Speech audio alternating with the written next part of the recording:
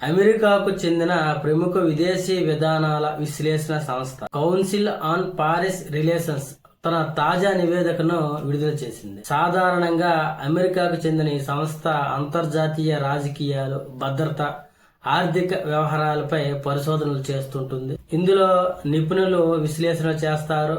Data research ఆధారంగా రిపోర్టులు ఉంటాయి. ప్రపంచ స్థాయి మీడియా, విశ్వవిద్యాలయాలకు కూడా రిఫర్ చేస్తాయి. ఈ విధంగా అన్ని కోణాలను దృష్టిలో పెట్టుకునే నివేదిక అనేది విడుదల చేస్తుంది. అయితే తాజాగా ఈ నివేదిక భారత్, పాకిస్తాన్ల మధ్య భద్రతా పరిస్థితులపై కీలక హెచ్చరికలు జారీ చేసింది. 2026 భారత్, పాకిస్తాన్ల మధ్య యుద్ధం జరిగే అవకాశాలు ఎక్కువగా ఉన్నాయని ఆ నివేదిక వెల్లడించింది. 2025లో జరిగిన ఆపరేషన్ సింధూర్, దాని అనంతరం రెండు దేశాల మధ్య చోటు చేసుకున్న పరిణామాలు, అలాగే జమ్మూ కాశ్మీర్ ప్రాంతంలో ఉగ్రవాదుల కదలికలు, ఇరు దేశాలు చేపడుతున్న ఆయుధాల పోటీ ఈ ఉద్రిక్తతకు ప్రధాన కారణాలుగా నిలుస్తున్నాయని ఈ నివేదిక తెలుపుతుంది. భారత్ పాక్ సంఘర్షణలు దక్షిణ ఆసియా ప్రాంతంలో శాంతి భద్రతలకు పెను ముప్పుగా మారుతుందని హెచ్చరిస్తుంది. అయితే జమ్మూ ప్రాంతంలో సుమారు 30 మంది పాక్ ప్రేరేపిత ఉగ్రవాదులు చురుగ్గా ఉన్నారని, ఏదైనా ఒక చిన్న ఉగ్రదాడి జరిగినా అది రెండు అణు దేశాల మధ్య పెను ఘర్షణలు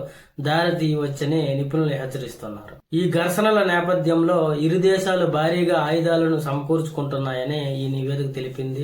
భారత్ ఇప్పటికే సుమారు 79,000 కోట్ల విలువైన డ్రోన్లు, క్షిపణులు కొనుగోలుకు ఆమోదం తెలిపిందని, అదే సమయంలో పాకిస్తాన్ తన వైమానిక రక్షణ లోపాలను సవరించుకోవడానికి చైనా, టర్కీల సాయం కోరుతుందని, అలాగే పాకిస్తాన్ లో రాబోయే ఎన్నికలు, సరిహద్దుల్లో కొనసాగుతున్న చొరబాట్లు ఈ యుద్ధ ప్రమాదాన్ని మరింత పెంచవచ్చని అమెరికా విదేశాంగ నిపుణులు అభిప్రాయం వ్యక్తం చేశారు. కాబట్టి ఏం జరగబోతున్నదనేది చూడాల్సి ఉంది.